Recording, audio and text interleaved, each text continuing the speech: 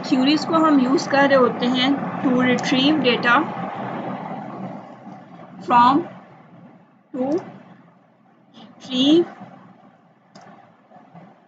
From database, but इसमें हमारे पास कोई क्राइटेरिया होता है, बेसिस ऑफ क्राइटेरिया। अब इसमें जो हमारे पास डेटा आता है वो फुल टेबल नहीं होता, हमने एक टेबल पहले बनाया है, उसमें डेटा को स्टोर कर दिया है। अब हम क्यूरी लगाएंगे तो हमारे पास जो रिजल्ट आएगा सिर्फ वही आएगा जो कंडीशन हमने दी है। फॉर एग्जांपल, अगर मैंने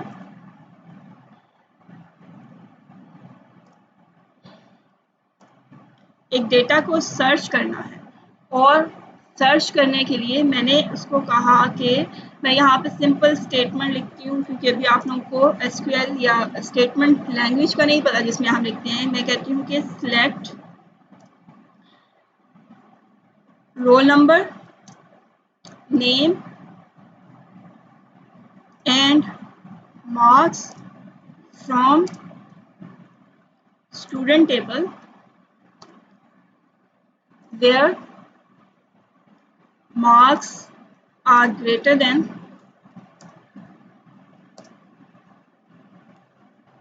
70। अब क्या होगा कि मेरे पास सिर्फ उन स्टूडेंट के रिकॉर्ड्स आएंगे रिजल्ट में जिनके मार्क्स 70 से ग्रेटर हैं। सारे स्टूडेंट के रिकॉर्ड्स नहीं आएंगे। वो रिजल्ट में हमें एक ऐसा टेबल प्रोवाइड करेगा, वो स्टूडेंट का टेबल नहीं होगा जो हमने बनाया है। हमारे पास एक अलग से टेबल होगा और उसमें उन स्टूडेंट के नाम, रोल नंबर, जो मैंने कहा है, रोल नंबर, नेम और मार्क्स होंगे, सिर्फ यही कॉलम जो मैंने उसे कहे हैं, जिनके मार्क्स 70 से ग्रेटर हैं। तो इस तरह ग्रेटर देन 70 जो है ये हमारी कंडीशन हो गई, ये हमारा क्राइटेरिया हो गया जिसकी बेस में हमने डेटा को रिट्रीव करना है या सिलेक्ट करना है। तो इसको हम फिल्टर करना भी बोलते हैं कि हमने अपने डेटा को फिल्टर कर दिया है, उसमें से सिर्फ वो स्टूडेंट फाइंड किए हैं जिनकी इंफॉर्मेशन या जिनके मार्क्स 70 से ग्रेटर थे, बाकी सबको इग्नोर कर दिया है। तो इस तरह से हम डिफरेंट टेबल्स जो कि हमारे पास एक large amount of data store करते हैं, उनमें से अगर हमने कुछ स्पेसिफिक इंफॉर्मेशन एक्सट्रैक्ट करनी है, लेनी है, तो हम क्यूरीज के थ्रू एक कंडीशन लगा के सिर्फ वो इंफॉर्मेशन जो हमें रिक्वायर्ड है वो हम फाइंड आउट कर सकते हैं। इसके बाद जब हम क्यूरी लिखते हैं, जैसे मैंने आपको यहाँ पे एक स्टेटमेंट सिंपल लिख के बता दी है, लेकिन जब हम डेटाबेस में क्यूरी लिखते हैं तो हमें डेटाबेस एक्सेस लैंग्वेज यूज करनी पड़ती है, और जो most commonly used access language है वो एसक्यूएल है। एसक्यूएल हमने पढ़ा था, it stands for structured query language, और इसमें हम स्टेटमेंट्स देते हैं। ये जो स्टेटमेंट मैंने यहाँ पे लिखी है, इसी तरह की ही ऑलमोस्ट वो स्टेटमेंट होती है जिसमें हम लिखते हैं। मैं अगर आपको यहाँ पे एज एग्जांपल वो स्टेटमेंट लिख के दिखाऊँ तो वो इससे काफ़ी मिलती जुलती होती है, ह्यूमन लैंग्वेज की तरह ही। उसमें भी हम यही लिखते हैं, सिलेक्ट, जो कॉलम्स हमने सिलेक्ट करने हैं, जैसे रोल नंबर हमने सिलेक्ट करना है तो roll number, comma, name, comma, marks.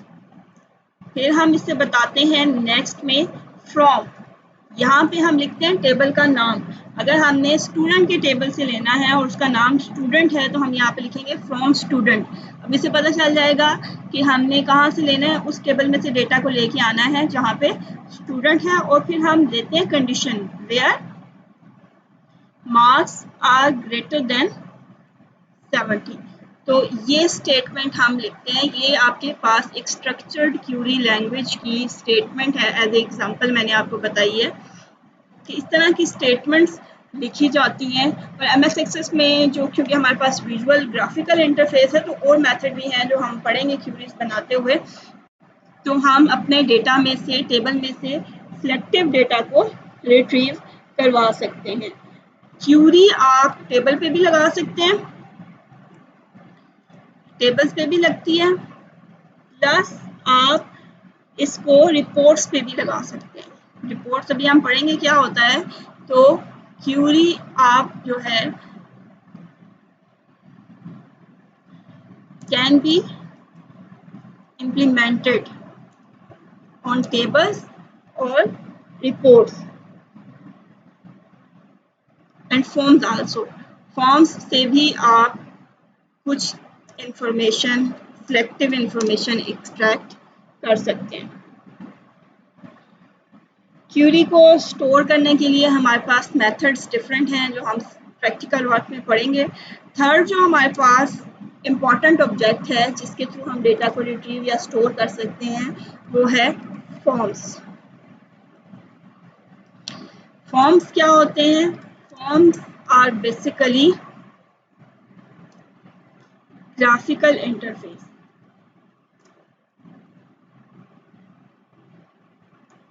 or we can say forms are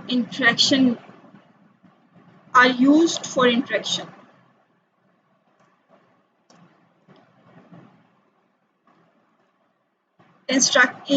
interaction के लिए कैसे यूज होते हैं? अगर आपने यूजर से कोई डेटा इनपुट लेना है और उसको टेबल में स्टोर करना है या टेबल से कोई डेटा लेके यूजर को शो कराना है तो आप उसके लिए फॉर्म्स को यूज कर सकते हैं। फॉर्म्स में आपके पास डिफरेंट ऑब्जेक्ट्स शो हो रही होती हैं। इट डिस्प्लेस या हम कह सकते हैं इट कंटेन्स different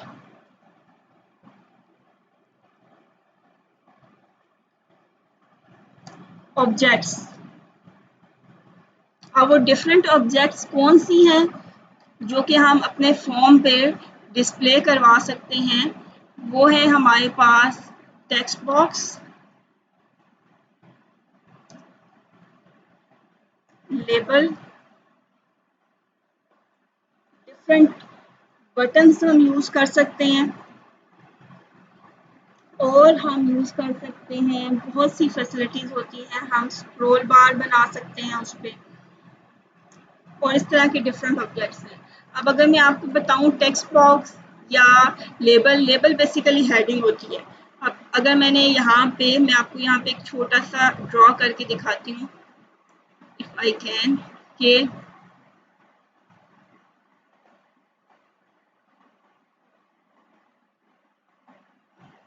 एक फॉर्म अगर हमने ड्रॉ करना है तो मेरे पास फॉर एग्जांपल यहाँ पे मैं ये एरिया सेलेक्ट करती हूँ।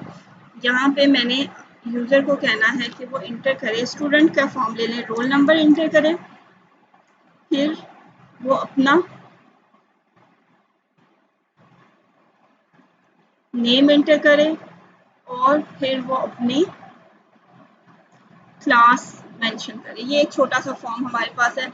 तो ये जो मैं यहाँ पे लिखूंगी कि यहाँ पे रोल नंबर इंटर करना है, यहाँ पे नेम, यहाँ पे क्लास, जो हेडिंग जो लेबल्स हम देते हैं इनको हम लेबल कहते हैं। ये सिंपल टेक्स्ट होता है जो हमें या यूजर को गाइड कर रहा होता है कि उसने इनपुट में क्या वैल्यू इंटर करनी है। इसके सामने हम टेक्स्ट बॉक्स बनाते हैं और टेक्स्ट बॉक्स जो है वो डेटा को इनपुट लेने के लिए हम यूज करते हैं।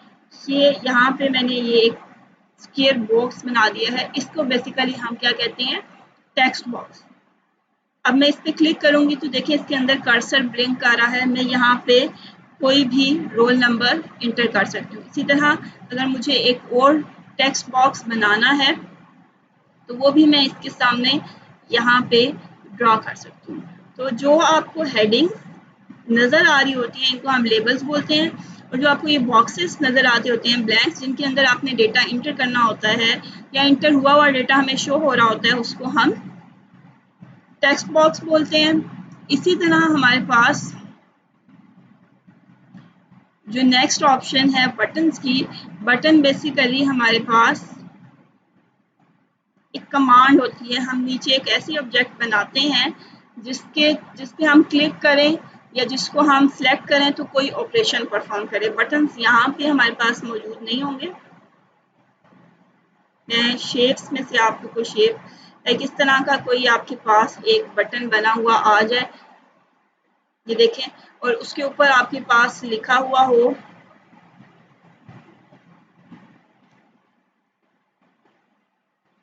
सेव।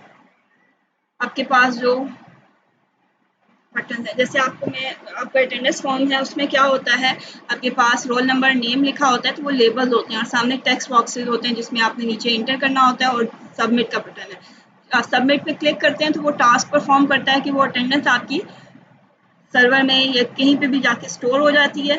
तो ये हमारे पास फॉर्म्स में डिफरेंट ऑब्जेक्ट्स होती हैं जो हम ड्रॉ कर सकते हैं, क्योंकि ग्राफिकली हमें ये बनी हुई ऑब्जेक्ट्स नज़र आ रही होती हैं। इनमें हम डिज़ाइनिंग कर सकते हैं, कलर स्कीम्स चेंज कर सकते हैं, पिक्चर्स लगा सकते हैं, बहुत सी ऑप्शंस हमारे पास मौजूद होती हैं। इससे ये ज़रा ग्राफिकल इंटरफेस बन जाता है और थोड़ा अट्रैक्टिव होता है यूज़र्स के लिए। इनके एडवांटेजेस क्या क्या हैं, हमारे पास फॉर्म को यूज़ करना इजी है। ऑब्वियसली ये आपके पास एक इंटरफेस ऐसा बना हुआ नज़र आएगा, तो आप उसे आसानी से आपको पता चल जाएगा। यहाँ रोल नंबर इंटर करना है, यहाँ नेम, यहाँ क्लास, और इस बटन पे क्लिक करेंगे तो वो सेव हो जाएगा। इसके अलावा जो ग्राफिकल इंटरफेस होता है वो इंटरेक्टिव होता है। इसके एडवांटेजेस में क्या आ जाता है कि easy to use plus attractive, क्योंकि हमारे पास एक इमेजेस के फॉर्म में, ग्राफिकल फॉर्म में डिस्प्ले हो रहा होता है, और हमारे पास user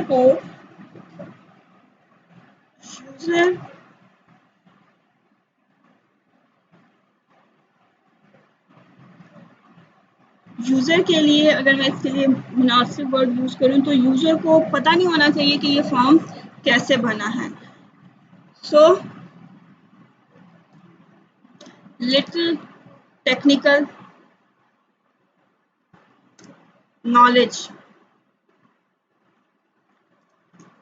is enough for user।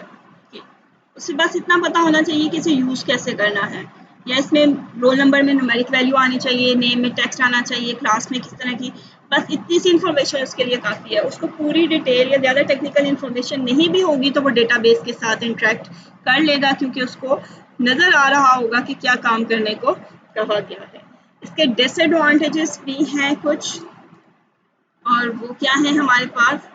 इसके डिसएडवांटेजेस में सबसे पहले हमारे पास ये आ जाता है कि आप इसके अंदर मौजूद डेटा को फॉर्मेट नहीं कर सकते। Formatting is not allowed.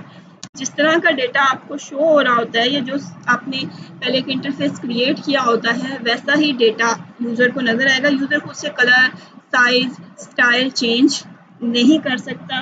Plus आप इनको सिर्फ कंप्यूटर स्क्रीन पे यूज़ कर सकते हैं। या मैं इसको अगर सिंपली लिखूं, available only in soft copy, आपके पास सिर्फ इनकी सॉफ्ट कॉपी होती है। आपने जाके डेटा को फिल करना है, आप उसको प्रिंट नहीं ले सकते। ये इसका एक डिसएडवांटेज है। नेक्स्ट, लास्ट जो डेटा रिट्रीवल और स्टोरेज के लिए ऑब्जेक्ट यूज होती है वो है रिपोर्ट। रिपोर्ट के नाम से हमें पता चल रहा है कि एक समरी होती है पूरे डेटाबेस।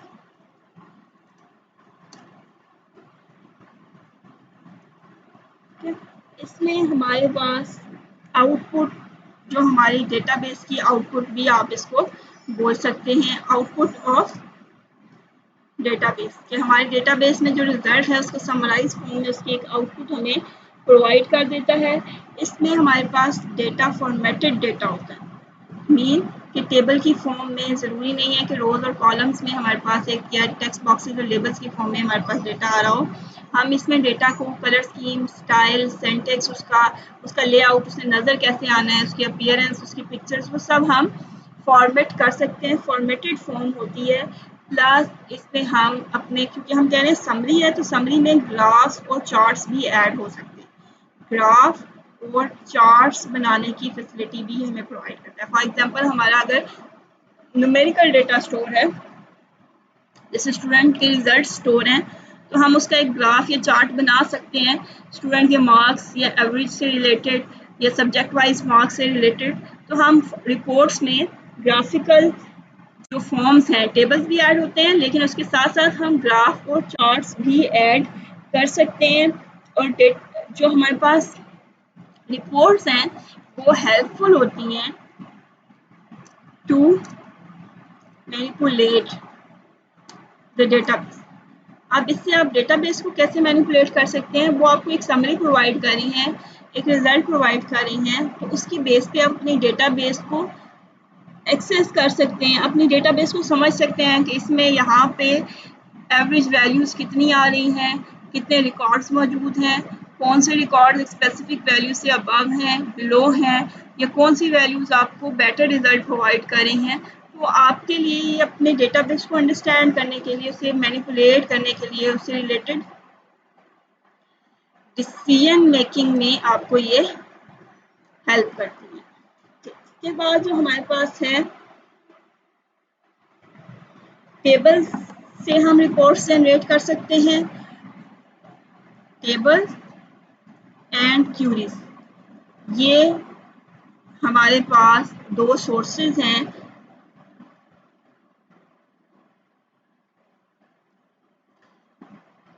रिपोर्ट जनरेट करने के लिए। फॉर्म से हम रिपोर्ट जनरेट नहीं कर सकते। रिपोर्ट्स के भी कुछ एडवांटेजेस हैं और कुछ डिसएडवांटेजेस हैं। एडवांटेजेस क्या हैं इसके? सबसे पहले कि ये हमें क्विक रिजल्ट प्रोवाइड कर देते हैं, क्विक रिजल्ट, या आप इसको समरी भी बोल सकते हैं कि आपको एक क्विक समरी आपकी पूरी डेटाबेस की ये प्रोवाइड कर सकते हैं। डिसीजन मेकिंग में ये हेल्प करते हैं, जैसे कि भी हमने पढ़ा डिसीजन मेकिंग में हेल्पफुल है। प्लस इसमें हम ग्राफ्स और चार्ट्स ऐड कर सकते हैं जो हमने टेबल या फॉर्म या रिपोर्ट्स क्यूरीज में देखे हैं, जो कि नहीं है, तो हम रिपोर्ट्स में अपने चार्ट्स और ग्राफ्स भी ऐड कर सकते हैं। प्लस इसको आप हार्ड कॉपी में भी यूज़ कर सकते हैं। आप इनका प्रिंट ले सकते हैं और आप इनको मेल भी कर सकते हैं किसी भी दूसरे पर्सन को यूजिंग MS एक्सेस डेटाबेस। इसी के साथ साथ इसके कुछ डिसएडवांटेजेस भी हैं हमारे पास। डिसएडवांटेजेस क्या है हमारे पास इसके? कि सबसे पहले हम रिपोर्ट को चेंज नहीं कर सकते। जब आप एक दफ़ा रिपोर्ट जनरेट कर लेंगे तो वो दोबारा से कभी भी चेंज नहीं होगी। आपको अगर नया डेटा आपने डेटाबेस में इंटर किया है तो आप पहले वाली बनी हुई रिपोर्ट को मॉडिफाई नहीं कर सकते, बल्कि आपको नई डेटा रिपोर्ट जनरेट करनी पड़ेगी, दोबारा से क्रिएट करनी पड़ेगी। प्लस आप इसको डेटा एंट्री के लिए यूज़ नहीं कर सकते कि आपने एक रिपोर्ट बनाई है और उसमें डेटा एंटर करके उसको टेबल में स्टोर कर दें। तो डेटा एंट्री के लिए फॉर्म्स यूज़ होते हैं, रिपोर्ट्स यूज़ नहीं होती। और डेटा को डिलीट भी नहीं कर सकते। Also deny data deletion. आप जब डेटा डिलीट करना चाहेंगे तो वो भी इससे पॉसिबल नहीं है। इसके साथ आपका ये चैप्टर एंड हो गया है। अगर आपको इस चैप्टर से कोई भी क्वेश्चन है तो आप पूछ सकते हैं, क्योंकि हमारा एक चैप्टर नंबर 5 कंप्लीट हो गया है। तो नेक्स्ट आप लोगों ने